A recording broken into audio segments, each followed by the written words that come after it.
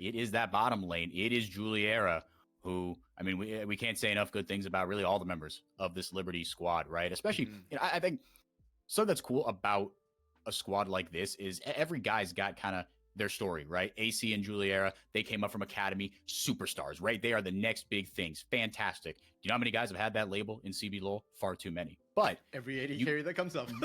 Yes, exactly.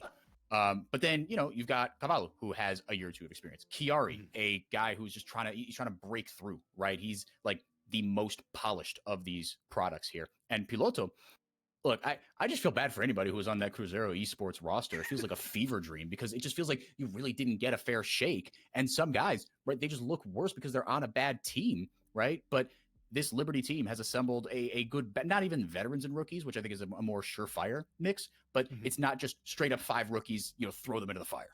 Yeah, no, I mean, we joke about the Libertines because they are one of the youngest teams in terms of experience as well, but they've certainly been making it work. And this is why I kind of love this team, the Liberty team here.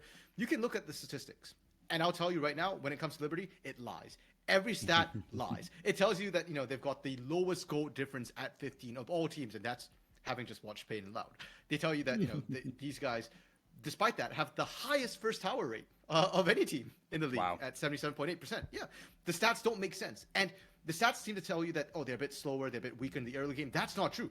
Liberty makes a ton of moves in the early game there. And that's why I love this team. You never quite know what's going to happen till we get onto the rift. We don't know if Chiari's going to pop off on a tank top laner. We don't know if AC is going to make an absolutely amazing engage, or whether he's going to interface off. It has happened either way. We don't know if Juliera is going to be able to pop off. But when they do, it looks absolutely amazing. Chiari going with that Comet.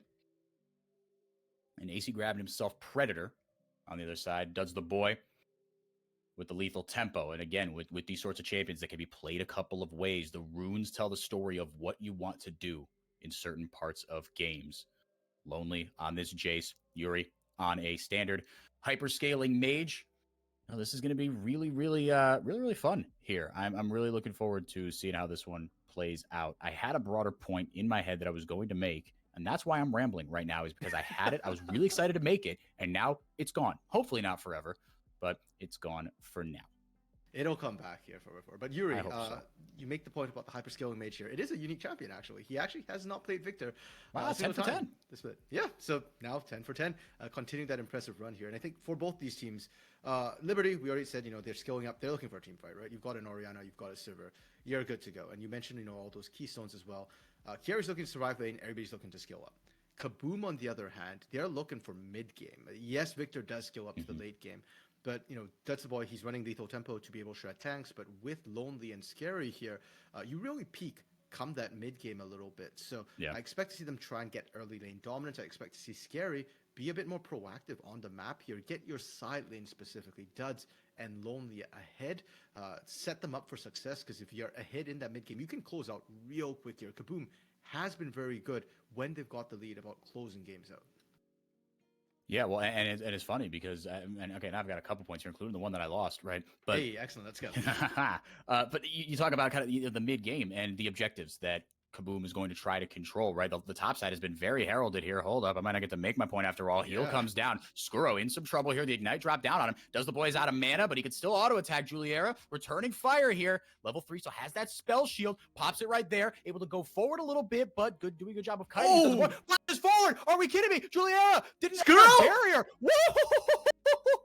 Fireworks in the bottom lane. Scary out of nowhere, grabbing himself a kill. 2 for 1 for Kabum. Skuro gets first blood there, but that was down to the margins 4x4 between everybody.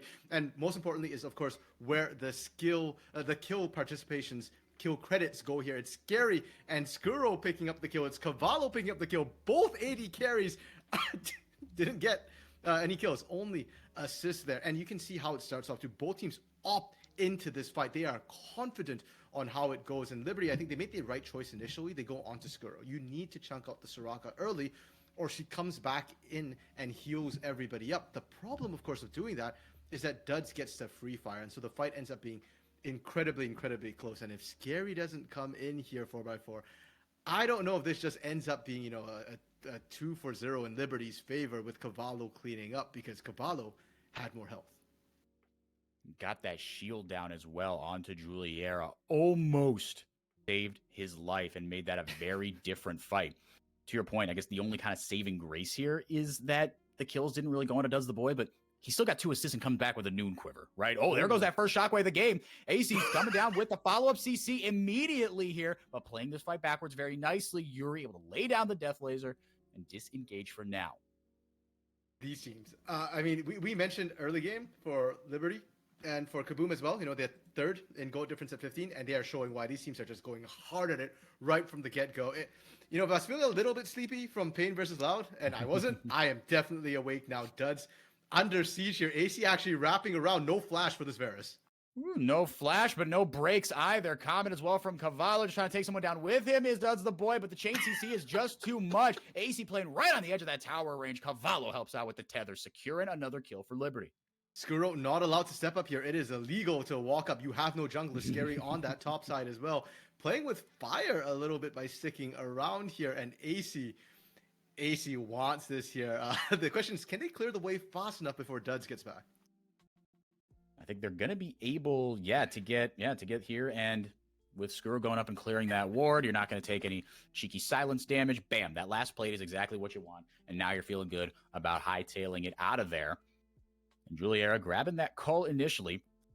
Grab himself the pickaxe. I think coming back with probably, a long sword and some boots. Maybe we will see. Woo! Okay, grab the Berserker's Greaves. Okay. So feeling all right there, and highest in total gold based on that gold chart over there. Because even though the fights haven't gone super the way of Liberty early, still 2 kills and still crucially up 15 CS right now. Sivershov is nothing to scoff at here. Able to easily farm those minions. Kabum picking up the dragons here. I really want you to get to your point. It's bugging me that you still haven't said it, and I really want to hear what it is, but we just have no time. Kabum taking that away, and even then I was hesitating because it looked like Liberty. No, I thought the fight was going to explode. Yeah. I was kind of waiting for it. Caballo's been kind of antsy here, and for good reason. But I think we've got a little bit of space now. So 4-4, quick before they interrupt us again. Well, I think we were talking off air. Like, you made a really good point that stats can be deceiving, but I appreciate that you said as a color caster that for you that's the best, because when stats tell a story that doesn't match what you might see in other parts of the game, and I think one thing that has been cool, and I think one thing that has been really sticking in my mind for a reason why I am really proud of, I guess. I don't know. It feels kind of weird to take ownership of them like that. Like, oh yeah, I did this. No, it is cool to see this Liberty squad, because remember the first game of the year, it was Kabum and Liberty, right? And it was AC. Like you said, he's got an int in him every once in a while. But the glass half full, EB says that that's just a product of playing Vi a lot, which AC has played a lot this split, as have pretty much every jungler. But that win there was a come from behind victory, as AC looking to pull the trigger here, get some help from another good tether from Cavallo. Skuro now scurrying under his own tower. That wave completely proxied. Like you said, man, that Siver shove, that's no joke. But the dive looks like it'll be continued here. Got a cannon wave to boot. Cavallo's got a spell shield. Juliera has level 7. There goes the tether, juggling aggro nicely. Level 3 dives, riskier in this patch, but level 6 dives, piece of cake. Well, I was getting a little bit worried for AC. He took 2 turret shots for no reason to start that off. It's like, wait, we just said there's a bit of int in him. Is this the end? No, it's not. They're good. Scary doing the best he can, right? Like, your bot lane's completely shafted. There's nothing you can do about it. Even if Scary is there, maybe you could save them, but didn't read the play far enough in the future. Traded for the Herald instead. We'll have to see if that can answer the plates they've lost here. And for surely now we get a bit of peace. Herald's down, Dragon's down for now, and teams are resetting. So yes, you're proud of Liberty. Have you changed to a Liberty fan here? I mean, here's the thing. I mean, like the fans or our loyal listeners know that I am partial to red. But that is just a sort of legacy allegiance from back when they were Red Corinthians, because that is my soccer team down in Brazil, Vai Corinthians, the second biggest soccer team in the country, only behind Flamengo. So that's where my loyalties come from, right? But like, look, as a I'll try to be unbiased, neutral broadcaster and all that.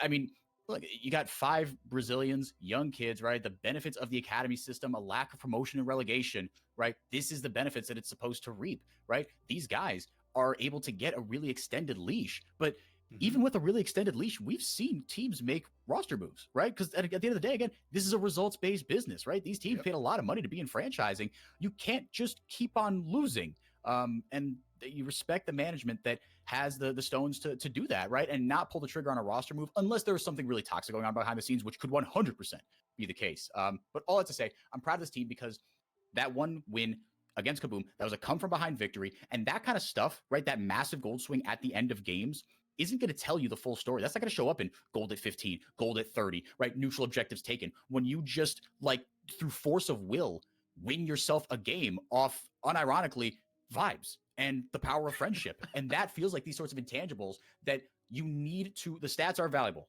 but they are context, right? The eye test is what's cool about this Liberty team.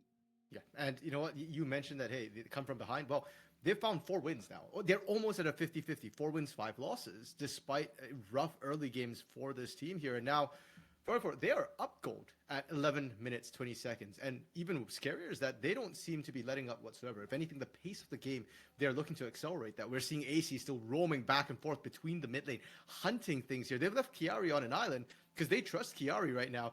And heck, they're even starting to pull Cavallo out of lane as well. Yuri, really well played from him.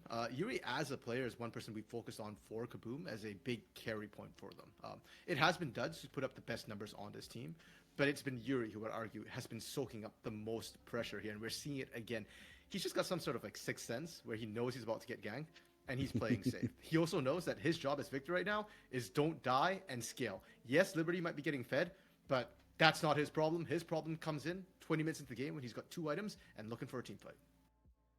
No, exactly. And we talked about how, yeah, Victor's going to scale nicely into the late game, but the power points of this Kabum lineup right now is the mid game. And I think a part of the reason that, Yuri's just not going to be as effective is, yeah, like, look, Victor, he is a mage, but he's not a battle mage, right? Like, he needs help otherwise, right? Like in these kind of scrappy fights, he can help out. But Victor is most terrifying when you've got a just more front to back team fighting composition where he can just sit back, lay down all his CC, all his AoE abilities, and just do disrespectful amounts of damage. Kind of on that note, the Ludens pickup here.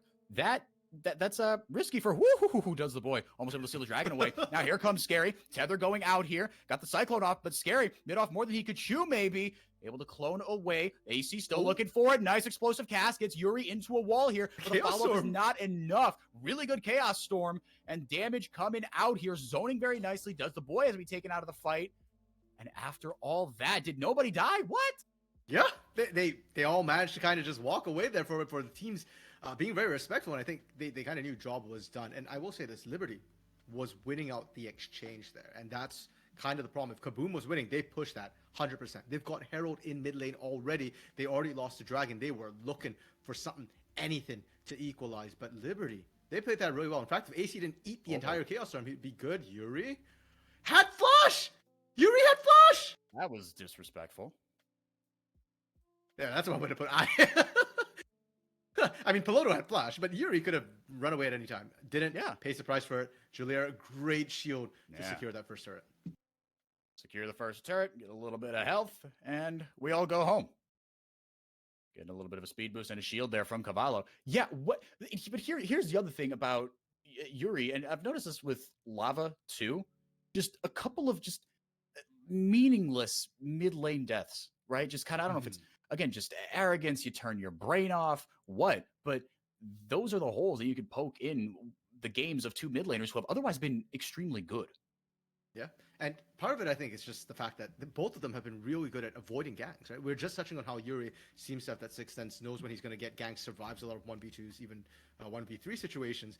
And I think that kind of dulls your edge in the 1v1, where you're like, oh, I'm not going to die 1v1, I survived the 1v2, and then next thing you know, wait, hold up, I did not expect that to happen, damage to happen, and just drop dead, right? It doesn't mar too much for Yuri. He's still right back in lane. He's still able to see us. He's still good to go. Chiari tried to save this turret. At what cost? Skuro and Scary there to help and to just peel for Duds the boy here. But now here comes AC. Chiari, he used the speed boost and the ultimate to get into lane. He's able to escape. AC just kind of buying his team time. Here comes the cavalry. There's no shot. He lived it. How about Cavallo with the shields? Him and Juliera showing up. The cavalry has arrived, and Liberty clean house. Little by little, what do we have here? It's a 4,000 gold 6-kill lead for the Libertines. I cannot believe that Chiari and AC got away with that. Both of them just running in, and for you're talking a lot about individual performance from these players, needing to pop up, but their teamwork right now, the trust in each other there to make that play happen. It could have gone so badly for Liberty. If AC go down first, Kabum just wiped. But they didn't. So absolutely massive for Liberty here. They will lose out the mid lane turret for that though. But yeah, look at where everybody is on the map. Chiari's going in alone here. AC, Juliera, Cavallo, they are nowhere even near. And you can see AC just running, like everybody. As soon as Chiari starts charging, they're like, we gotta go. They make a beeline right down for this. And contrast that to Kabum's map movements there. Where is Kabum, right? They were just like, oh, Skuro, Scary, Duds, you guys got this, right? Yuri actually walks away from hitting to the bot lane. He sees he was in river when Kabum started running. Yeah, he saw Cavallo and Juliera start moving down to that bot side, and he made the decision, nah, you're on your own. I want mid lane turret. Was able to get it, to be fair, but the gold lead has ballooned here, right? Kabum take 2 towers, but Liberty walk away with 3 kills. Juliera and Cavallo with the Sivir ultimate, with the Karma speed-ups, able to make quick work of crossing half the map here. Liberty in control of this one, and again, this is where we start to enter the mid-game, and Kabum, in theory, should be taking control of some fights here.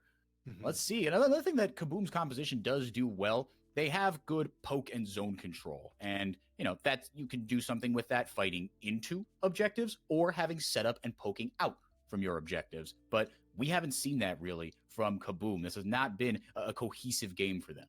Yeah, and that was the concern with the Sion pickup and why I really liked it from Liberty, because you can have all the poke in the world. Can you stop the unstoppable onslaught, right? Because the counter to poke is hard engage, and there's little harder than a Sion just charging right at you. Zone control doesn't work on him either because it's unstoppable for a reason. So usually the zone control is set up to stop follow-up onto that Sion charging in. You try and kill the Sion first, and then you follow up the rest of the fight, and then it just looks like a boss inting Sion. But in this case, Chiari's far ahead enough.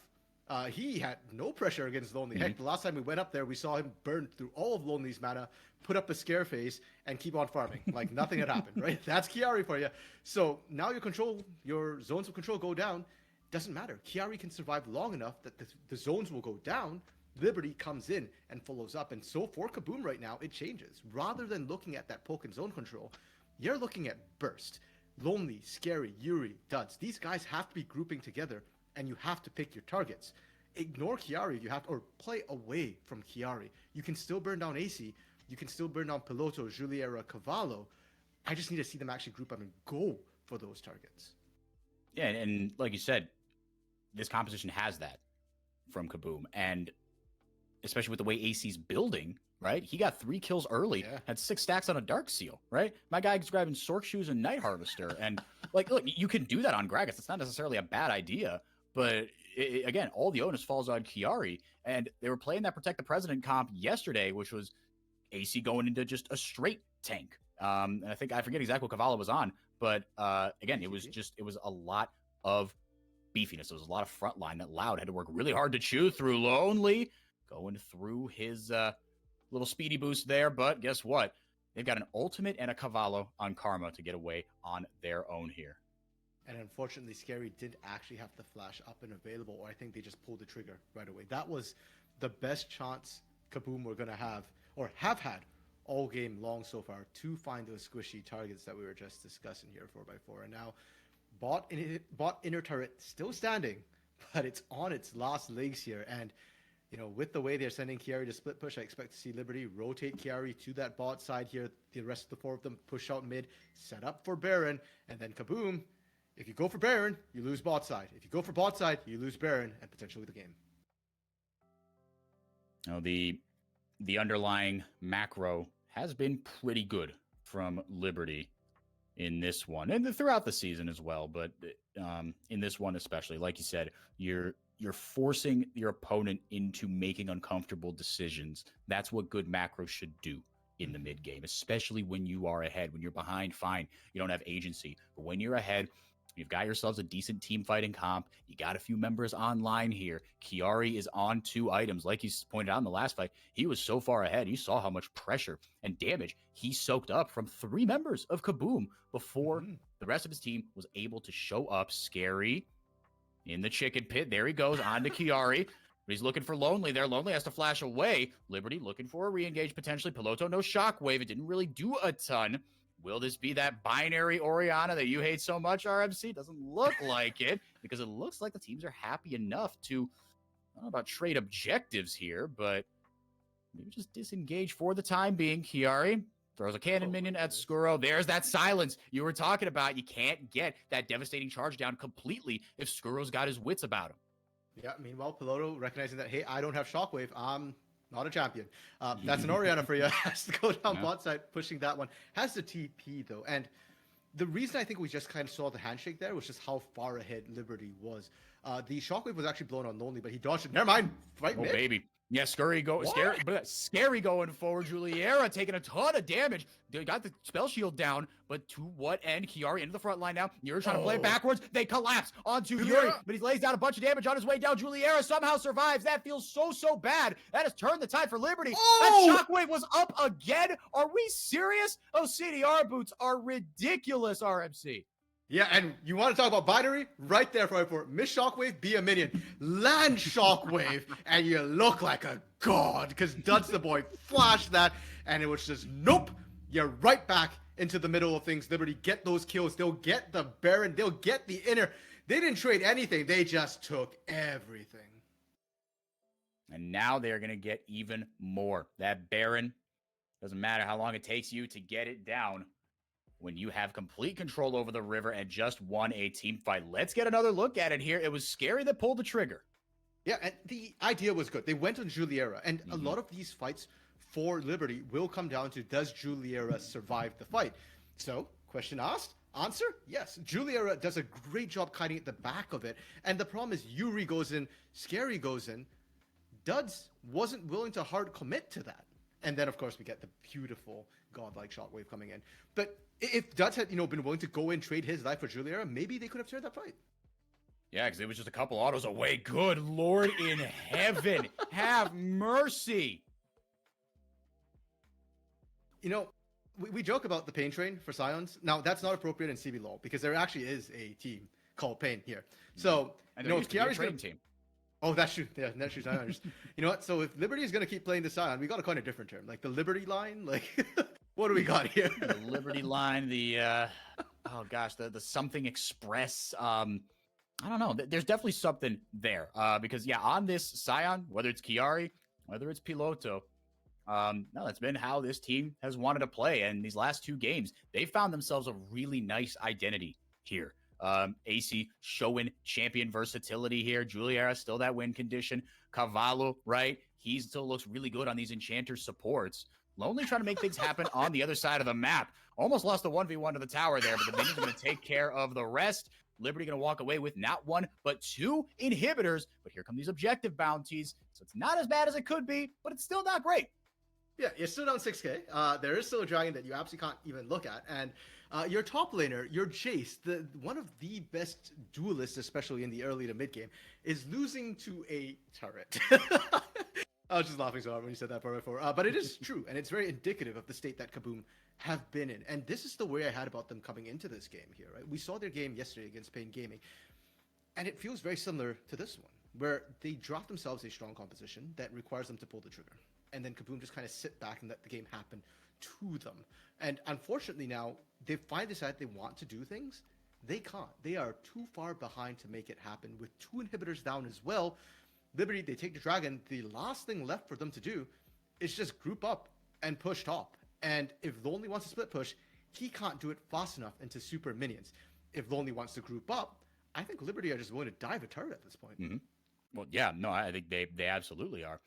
They've shown that with this Chiari, right? I mean, it's the inting Scion, right? But he can survive so long. Look at all these resistances. He's been sitting on that Sunfire cape for like 15 minutes. It's been unbelievable what Chiari has been able to do around the map.